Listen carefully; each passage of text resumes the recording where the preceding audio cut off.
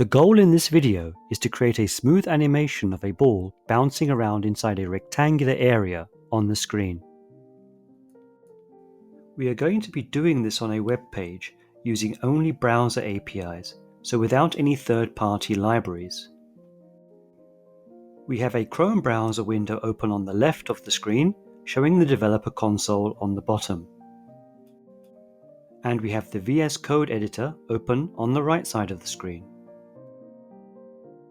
To start, we're going to set up an HTML5 scaffold. Hit the Tab key to autocomplete. Next, select the title. Change it to Bouncing Ball. Save the file here. In the body of the page, let's create an H1 heading. Type Bouncing Ball for the heading and then save the file. Reload the browser window to make sure the heading shows up on the page. OK, everything is working as expected. Let's add a canvas element under the heading. This is where we will be drawing our bouncing ball. Style it with a black background.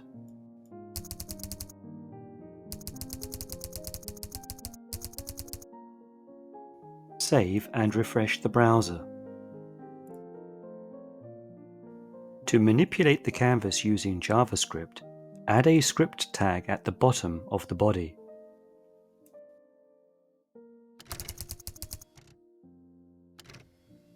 Now we can select the canvas element from the document object using its query selector method.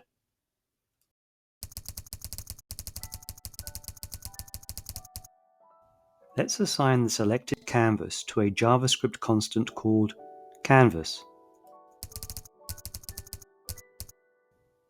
Now we'll log out the canvas and its width and height to check there are no errors.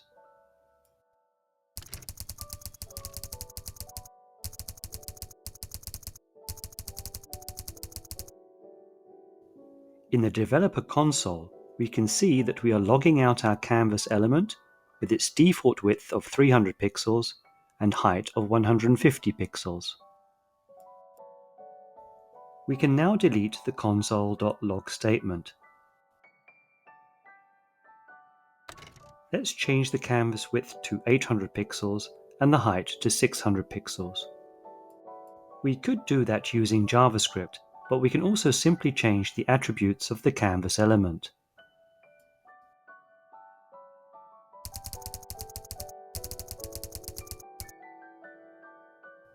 Our canvas is now 800 pixels wide and 600 pixels high. Next, we are going to get the 2D canvas rendering context and assign it to a constant called context.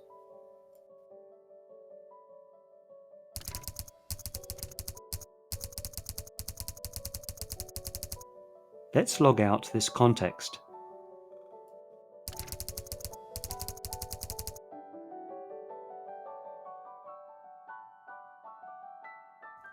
We can see that the default context fill style is #000000, which is black.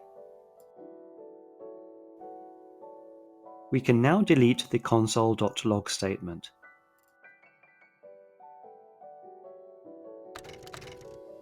Now, let's change the fill style of the context from its default black color to yellow. This will affect any shapes that we draw to the canvas.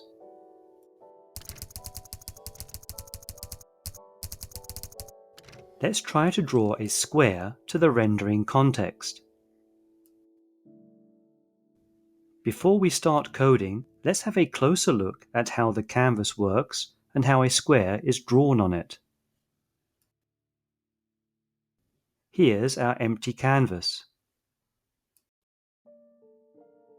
The origin of the canvas's coordinate system is at its top left point. The positive x-axis points to the right, and the positive y-axis points downwards. Let's move 200 pixels in the x direction. and 300 pixels in the Y direction.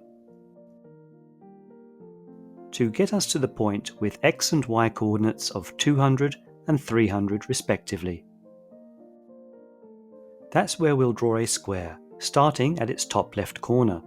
We will make the square have a width and height of 40 pixels. Let's start drawing the square to the canvas. The canvas rendering context has a method called fillRect, which we can use. The fillRect method, as you can see from the VS Code pop-up, takes an x-coordinate, a y-coordinate, a width w, and a height h. So put 200 for x, 300 for y, and 40 for both width and height.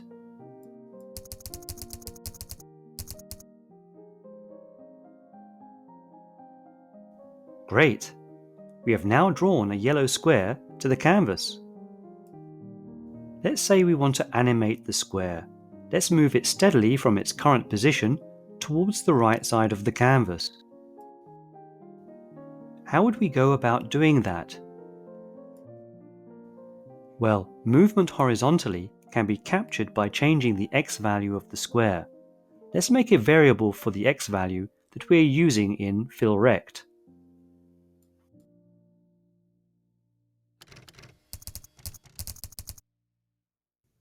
Use this variable in the fillRect method call. Saving the file here and refreshing the browser should show that nothing has changed by doing this. Now let's animate the square on the screen. First, we'll create a function called animate, and then we'll move the context drawing code into it.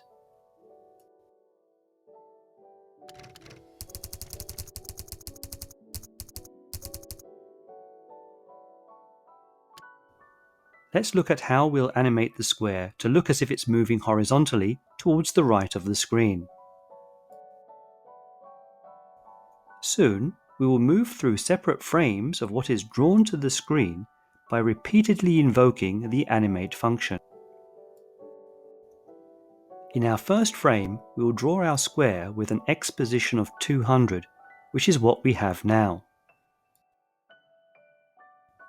In our second frame, we will first update the x position to 200 plus 50, which is 250, and draw a new square to the canvas at that position.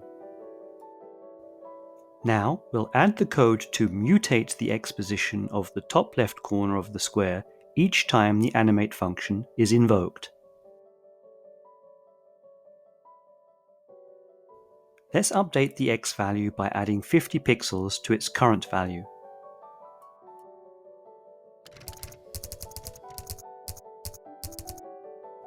Now we will use a browser API that will give us the ability to call any function repeatedly after a certain time interval. We can access this API, which is a function on the window object called setInterval.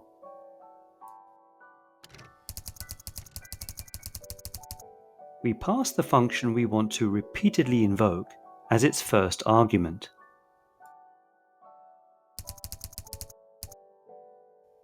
Then, as the second argument, we pass the time interval in milliseconds.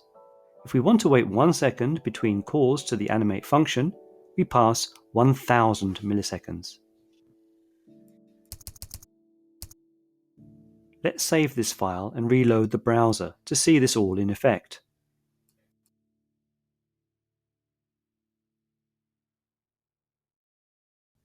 In the browser, the square is being redrawn to the right of the previous one every second, creating a line of squares. This is occurring because every second, a new square is being drawn via the animate function we wrote, and the canvas is not being wiped clean before each new drawing. We need to wipe the canvas clean before each new drawing. We can achieve that by calling the clearRect method on the rendering context.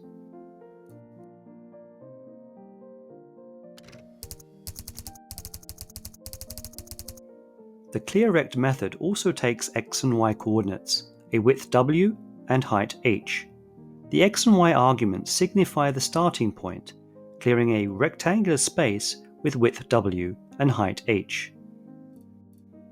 We will start clearing the canvas from its very top left point with x and y coordinates of 0 and clear its entire width and height.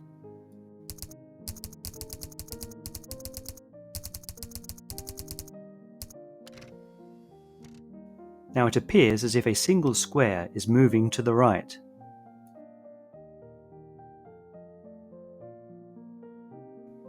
Let's speed up the animation.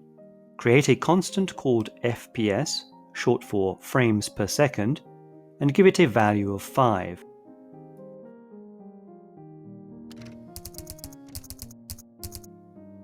Now divide the 1000 milliseconds time interval in window.setInterval by the FPS number, which will give us 5 drawing updates per second.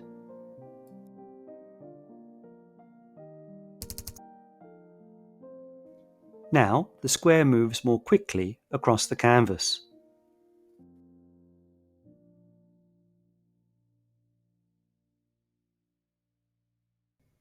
Now let's draw a round ball instead of the square we currently have. First, we'll delete the fillRect expression that draws a square. Let's look at how we're going to draw a circle. We start by specifying the x and y coordinates of the center of the circle. Our circle will have a center with x and y coordinates of 200 and 300 respectively. We will give our circle a radius of 50 pixels. We will draw an arc starting from angle 0 and sweep through a full revolution to end up with a circle. Note that the canvas rendering context uses radians as its unit for angles, not degrees. A full revolution of 360 degrees is equivalent to 2 times pi radians. To draw a circle using the canvas rendering context, we will need to use a path.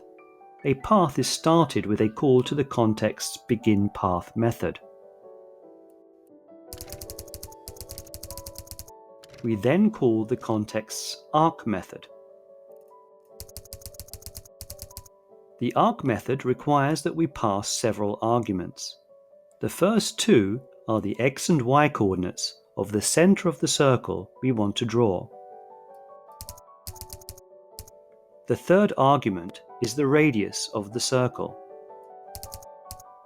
The fourth argument gives us the angle that we want to start drawing our circle from. All angles are expressed in radians. We'll simply start from 0 radians. The fifth argument is the angle we want to finish drawing our arc. Since we are drawing a full circle, we will finish at 1 full revolution, which is 2 times pi radians. To finish drawing our path, we need to call the context's closePath method.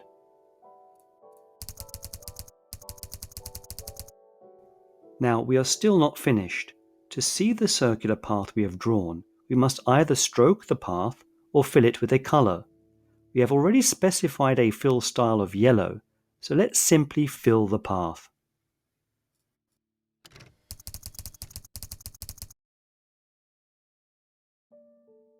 Great! Now we have a yellow circle moving horizontally to the right.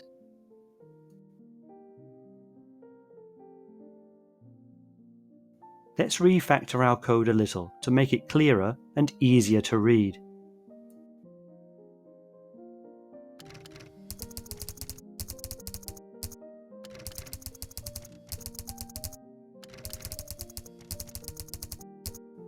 Move the code to clear the screen from the animate function to the clear function, removing the now unnecessary comment.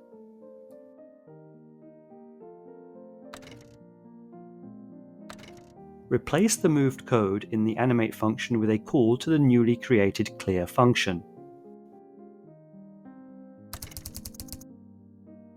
Do the same with the draw code.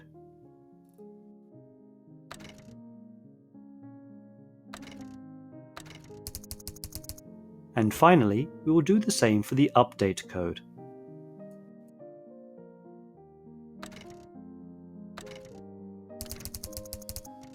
Save the file and reload the browser to verify that our refactoring has not changed any behavior.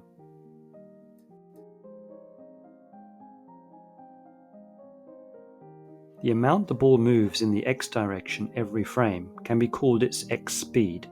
Let's create a variable to hold this value so that we can change its value in the future.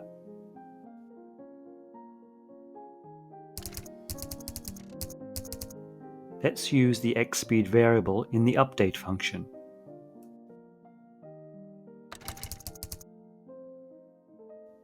Let's also assign the radius of the circle to a labeled constant.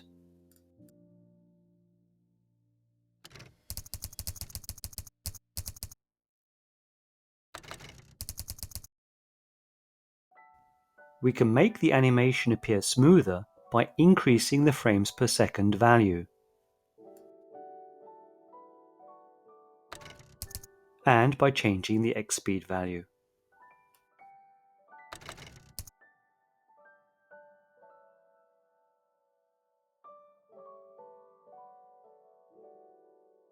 We want the ball to bounce off the right side of the canvas rather than just continue moving. Let's think about how we can do that. We are going to do something called collision detection.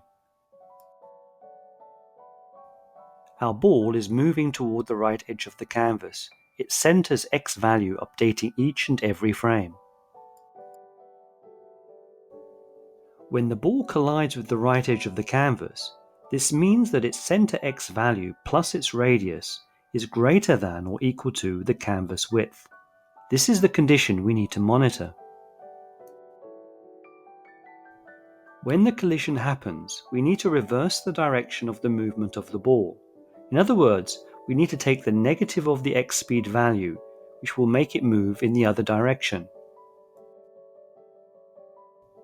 When the ball collides with the left side of the canvas, its center x value minus its radius is less than or equal to 0, which is the x-coordinate of the left side of the canvas.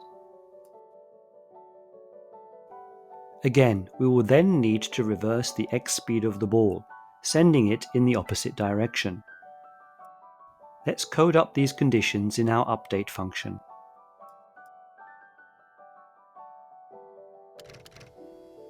Let's set up our first condition.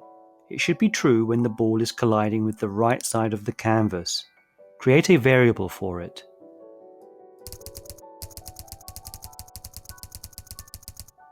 It should be true when the ball's center x value plus its radius, in other words the right edge of the ball, is greater than or equal to the canvas width.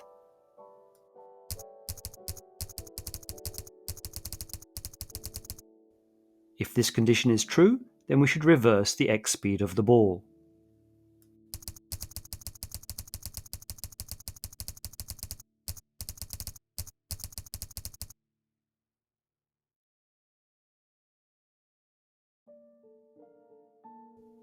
Now let's make the ball collide off the left side as well. Let's take a look at the condition we need to set up in order to do that. Let's set up a condition for colliding with the left side of the canvas, which should be true when the ball's center x value minus its radius is less than or equal to 0. In this case, we should also reverse the x-speed of the ball so that it changes direction to move to the right.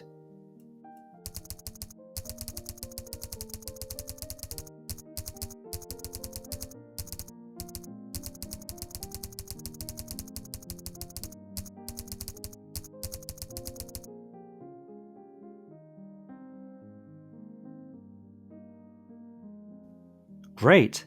Now we have the ball bouncing off both right and left sides. Next up, we'll give the ball some vertical motion as well. We're going to add a variable for the ball's y position.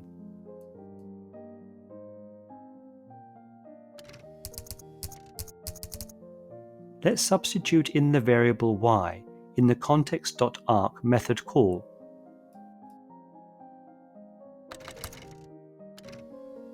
Next, add the speed in the y direction as a variable called yspeed, giving it an initial value of 10 pixels per frame.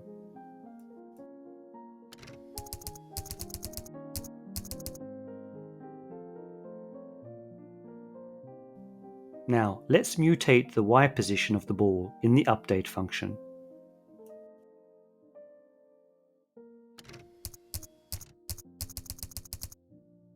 Reload the browser page to see the effect of our code changes. Now we'll need to add edge conditions for the y movement as well. When the ball collides with the bottom of the canvas, its center's y position plus its radius is greater than or equal to the canvas height. When this happens, we need to reverse its y speed value, sending it upwards. Our final edge collision condition occurs at the top of the canvas, where the ball's center y position minus its radius is less than or equal to 0. 0 is the y value of the top of the canvas. When this happens, we reverse its y speed to bounce the ball in the downward direction. Let's add the collision detection code for the vertical motion of the ball.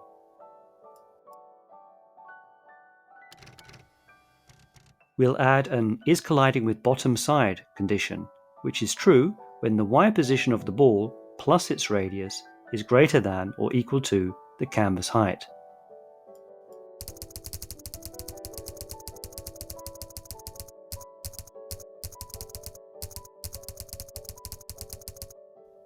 If this condition is met, we should reverse the y speed.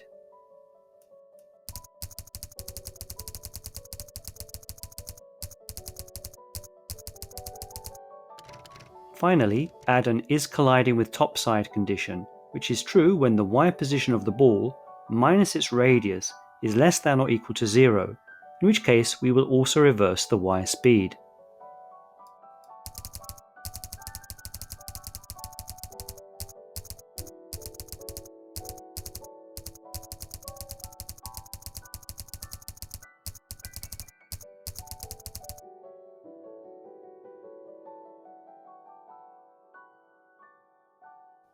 Now, it seems that we have achieved our objective of showing a bouncing ball on the screen. Let's test it out with a bigger ball, slowing the frame rate down and increasing the speed variables.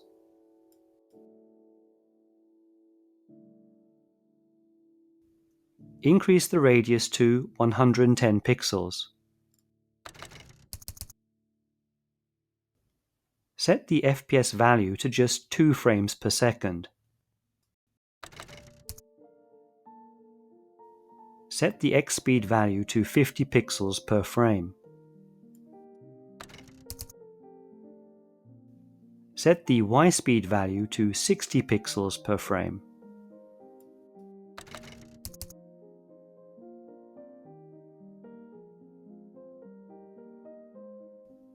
With the bigger ball and slower animation frame rate, we can see that the ball moves beyond the edges of the canvas.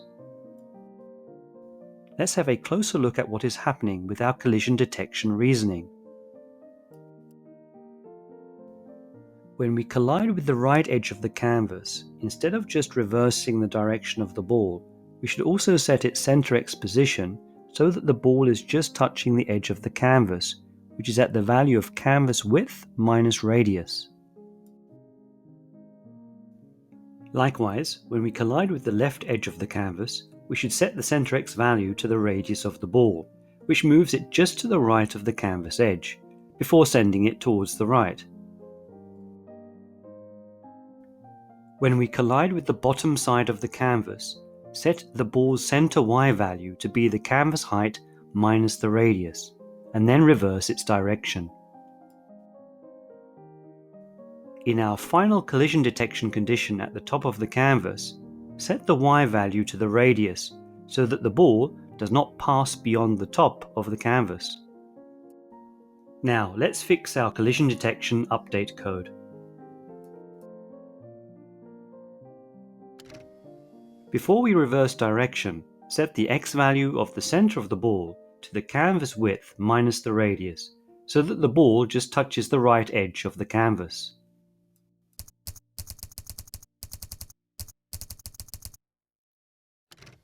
On the left side of the canvas, set the x value of the center of the ball to 0 plus its radius.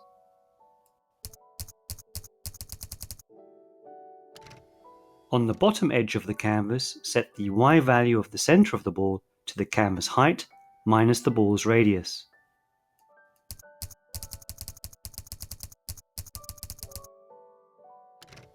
At the top of the canvas, set the y value of the center of the ball to 0 plus its radius.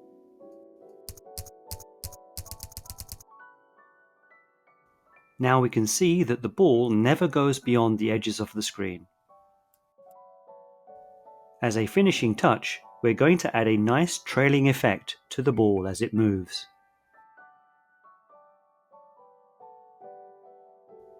Instead of using Clear Rect, which clears the canvas, we will use Fill Rect, which will color the canvas with a fill style that we will provide shortly.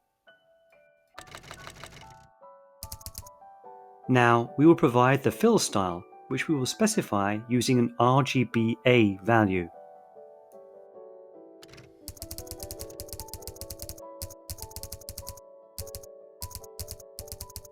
This is a black color with an alpha value of 0.3. The alpha value is the opacity of the color, which goes from 0, which is fully transparent, to 1, which is fully opaque. Our provided value of 0.3 is just 30% opaque, so mostly transparent. Let's save our file and reload the browser to see the effect this has.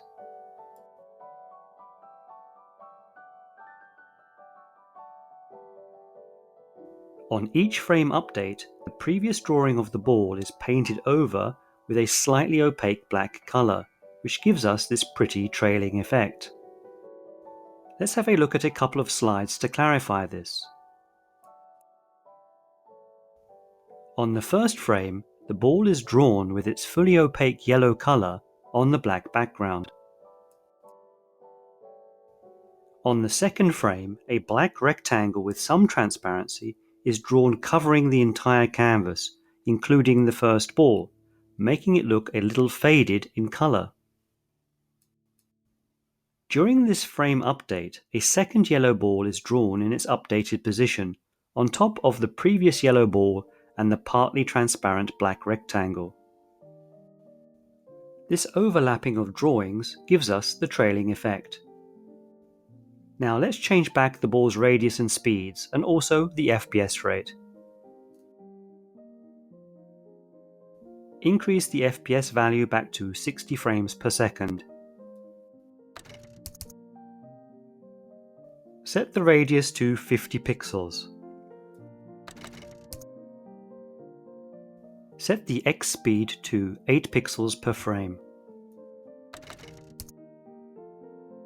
And set the Y speed to 10 pixels per frame.